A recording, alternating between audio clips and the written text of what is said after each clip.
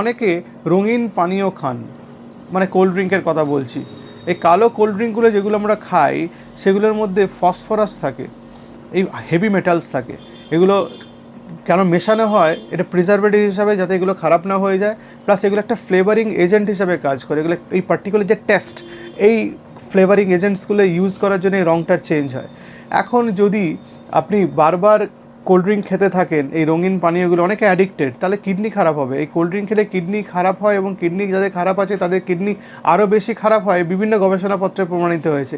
এবং তার পিছনে লজিক আছে। এর মধ্যে যে হেভি মেটালস আছে, ফসফরাস আছে, এটা কিডনি রোগীদের জন্য খারাপ। ফসফরাস তো হার্টকে খারাপ করে, কিডনির স্বাস্থ্যও খারাপ করে।